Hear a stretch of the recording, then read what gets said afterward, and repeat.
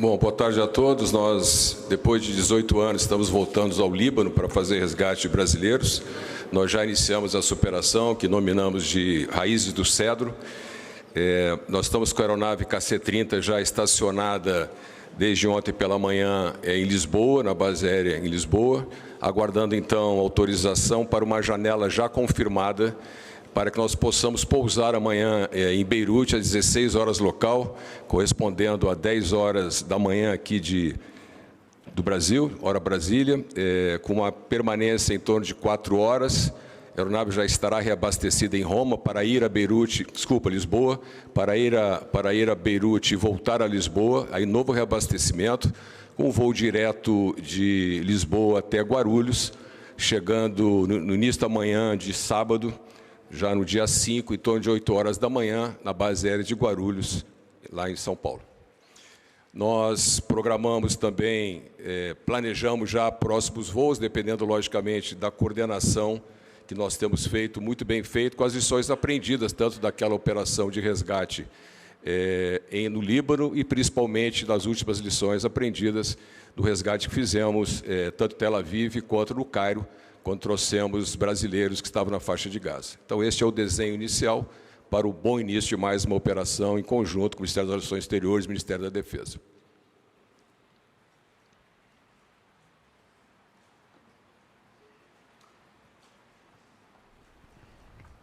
Boa tarde, ministros. Boa tarde, comandante. Qual é o grau de certeza e segurança que os senhores têm para esse primeiro voo de resgate, uma vez que os bombardeios estão se intensificando ao redor do aeroporto em Beirute?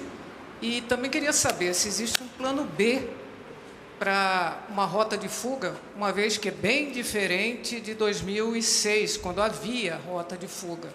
Chegaram a negociar a utilização da base russa na Síria, ou também uma rota alternativa pelo Chipre? Isso chegou a ser tratado? Existe um plano B? Bem, o que eu queria dizer é que as garantias serão dadas pelas autoridades locais. O avião, a aeronave já está em Lisboa à espera, como disse o brigadeiro Damasceno. Se houver algum episódio que não permita a aterrissagem, evidentemente que terá que ser adiado, mas isso é produto, isso será resultado, aliás, dos constantes encontros e reuniões e consultas com as autoridades. Eu mesmo, em Nova York, na semana passada, acompanhando o presidente para a Assembleia da ONU, tive reuniões com o ministro exterior do Líbano, tive reuniões depois no México, com o ministro do exterior de Portugal, estive também em Nova York com o ministro das Relações Exteriores da Síria.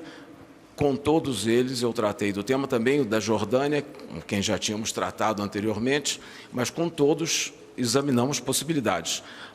Estamos trabalhando nesse momento com esta rota, com as janelas que as autoridades libanesas nos estão dando e que são as mais convenientes para a localização atual do avião e para o retorno.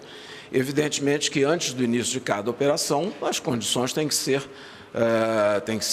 reconfirmadas. E, evidentemente, já examinamos alternativas por outros países, temos que ver quais são, há um número de bases ou de outras alternativas que estão sendo tratadas aqui pela reunião dos dois ministros do Comando da Aeronáutica, com a embaixada nossa no Líbano e também com a rede de embaixadas nos países da região. Mas nós estamos dedicados a esse trabalho intensamente, toda uma área do Ministério, e nós temos feito contactos mais variados com todos os países da vizinhança para garantir o sucesso da operação e, sobretudo, a segurança da comunidade brasileira, da tripulação dos aviões e do próprio avião. Segunda pergunta, de quem é? Boa tarde, ministro. Com licença. Boa tarde, ministro. Lisandra Paraguaçu, da agência Reuters. Alguns países, a China, Estados Unidos, vários outros países já pediram um cessar-fogo, pediram diretamente a Israel e ao Irã. É uma situação que, aparentemente, mesmo com esse apelo internacional, continua escalando, né? Ou seja, tem um risco para as pessoas que estão lá e também tem esse risco de saída. O Brasil está conversando e trabalhando numa tentativa de um cessar-fogo, como foi feito em Gaza, ao menos para a retirada das pessoas, ou isso pode vir a acontecer? O Brasil não deixou de trabalhar nessa perspectiva. Há muito tempo, desde o início de todo o conflito, ainda em Gaza, o Brasil teve uma posição muito positiva e muito forte e pública, pedindo a cessação das hostilidades, a libertação dos reféns e, sobretudo, a entrada de auxílio humanitário, de forma que as pessoas pudessem ser, no menor prazo de tempo, evacuadas da região. Nós continuamos a fazer isso, o próprio presidente Lula, em todos os seus contatos que teve no curto período que esteve em Nova York, de 3 dias, teve inúmeros contatos e reuniões, não só com o secretário-geral da ONU, mas com outros chefes de Estado, em que voltou a reafirmar essa posição brasileira de que há necessidade imediata de um cessar-fogo, de uma negociação entre as partes e, sobretudo, a possibilidade de evacuação de nacionais de terceiros países que necessitem sair. Pois não, a última. Boa tarde, ministro chanceler Mauro Vieira. Boa tarde, ministro Zé Múcio, comandante Damasceno. Essa operação que está sendo articulada agora tem tudo para ser a maior operação de repatriação de brasileiros. A comunidade brasileira talvez seja uma das maiores comunidades estrangeiras no Oriente Médio, são mais de 20 mil pessoas, obviamente nem todos virão, mas imagino que demande uma estrutura extremamente complexa para organizar essa saída.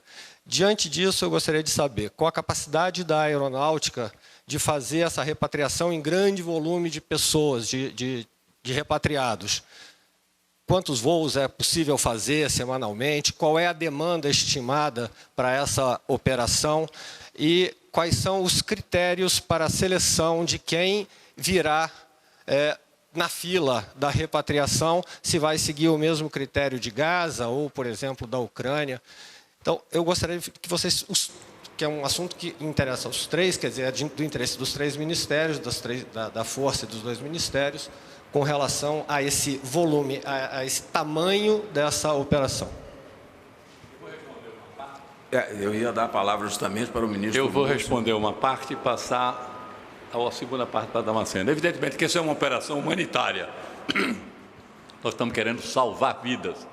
Nós não estamos tomando nenhum posicionamento político. Nós estamos querendo trazer os brasileiros que estão lá querendo sobreviver e voltar ao convívio de suas famílias. Evidentemente, nós não podemos combinar uma coisa hoje aqui e ser executada ipsi literis pelos próximos dias, pelas próximas semanas. Temos que ver os obstáculos, os desafios, as dificuldades que estarão sendo apresentadas. Por isso que a absoluta coordenação dessa operação é do ministro Mauro Vieira e do Itamaraty, porque é uma operação da diplomacia brasileira. E cabe a nós, do Ministério da Defesa, cumprir o desejo e as determinações do governo através do Itamaraty. E é isso que nós vamos fazer. Com relação à capacidade, que você perguntou sobre a aeronáutica, eu vou passar a palavra para o brigadeiro. Tá bem. Apenas relembrando, na Operação Voltando em Paz, outubro passado, se estendeu aí por mais de 4 semanas, como foi também a operação em 2006, nós temos um número ainda, um número mágico, em torno de 500 pessoas por semana. Esse é um fluxo que nós conseguimos manter.